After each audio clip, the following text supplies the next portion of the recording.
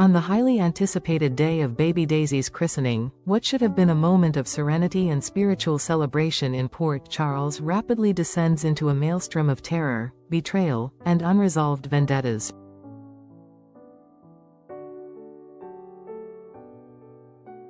As loved ones gather to honor the newest addition to the Corinthos family, a sinister undercurrent brews just beneath the surface. Unbeknownst to the guests smiling for photographs and toasting the future, a carefully orchestrated plan is already in motion, one that threatens to upend the lives of the city's most powerful family in the most devastating way possible.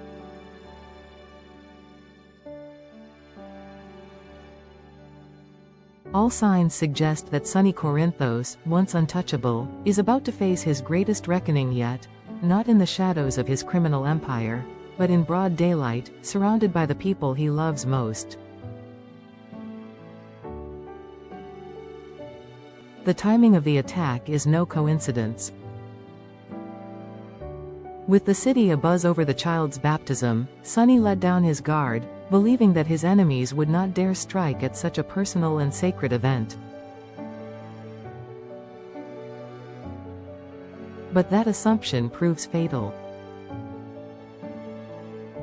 For weeks, whispers had circulated throughout Port Charles about a potential attempt on Sonny's life or the abduction of someone close to him. While some dismissed the rumors as idle speculation, others, especially those closest to Sonny, felt a growing sense of dread. Tensions had been mounting ever since Jens Sidwell made his cryptic warning to Sonny, suggesting that a retaliatory strike was not only imminent but would be deeply personal.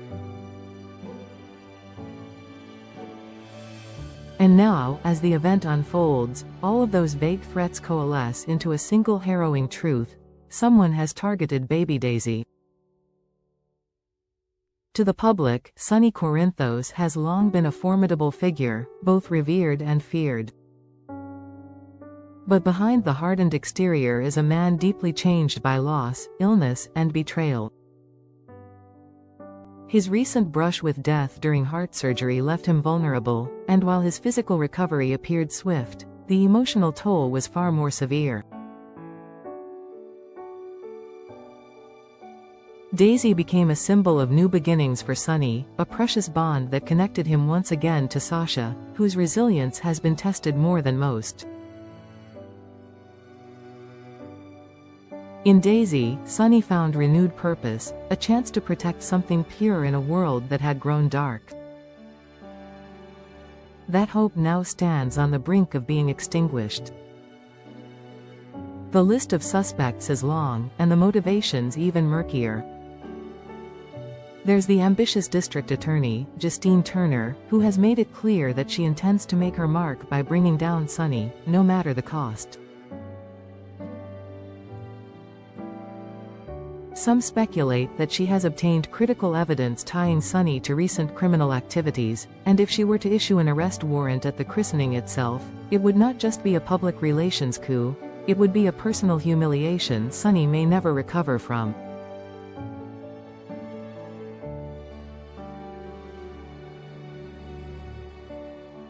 But even that doesn't account for the deeper, more insidious plot possibly unfolding. If Justine does move forward with a public takedown, it could provide the perfect smokescreen for another, more violent attack to occur in the confusion, one that would leave the Corinthos family gutted.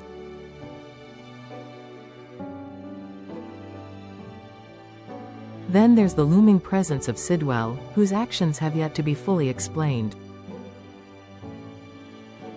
His role in Michael's shocking custody win over Willow has left many questioning his true motives. Was he simply a corrupt official lured by promises of power and wealth?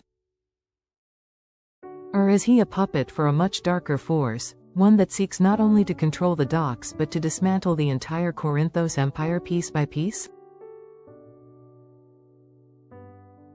Some theorize that granting Michael custody of Wiley and Amelia was not a benevolent act but a calculated power move, designed to fracture Sonny's inner circle and erode the foundation of trust that once held the family together.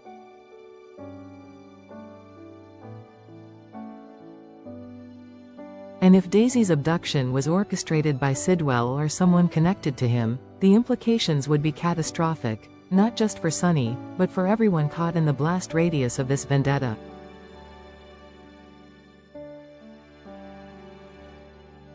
Sasha, too, stands at the center of this storm.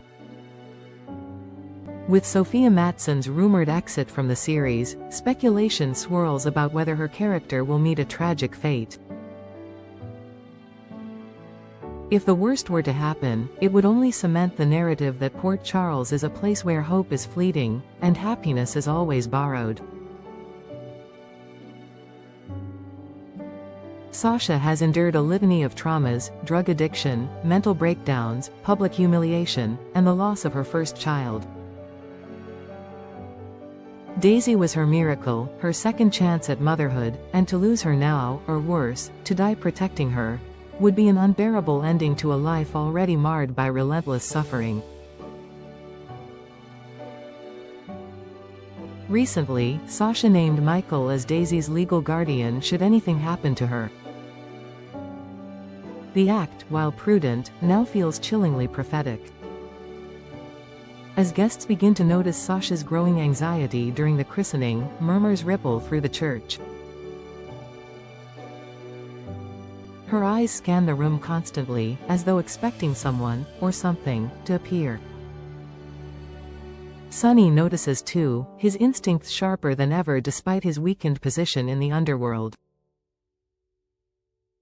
When Daisy's godparents step forward to present the child to the priest, the tension becomes almost unbearable. Somewhere outside, an unmarked car sits idle.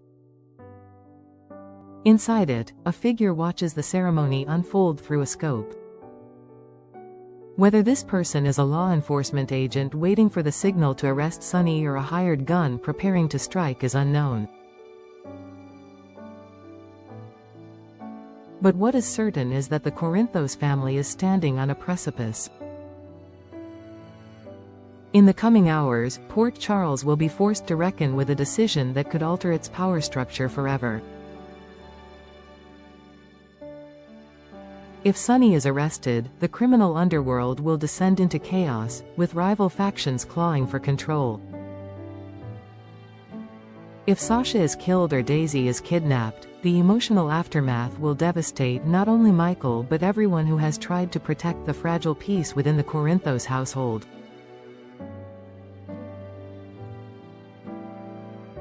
And if Sidwell is unmasked as the true puppet master behind all of this, the public will finally understand just how deep the rot goes within the city's justice system. The most chilling possibility, however, is that all of these outcomes occur simultaneously. A three-pronged assault, legal, personal, and criminal, could leave Sunny broken in a way that no bullet ever has. Stripped of power, grieving the loss of Sasha, and desperate to recover Daisy, he would be forced to face a world that no longer bends to his will. And in that vacuum of power and pain, new enemies would rise, eager to inherit the ruins he leaves behind. For now, the church bells toll in solemn rhythm as the christening concludes. Smiles mask dread. Applause cloaks the pounding of hearts. Somewhere, a plan is still unfolding. And in the world of General Hospital, where salvation and tragedy dance hand in hand, nothing is ever as it seems.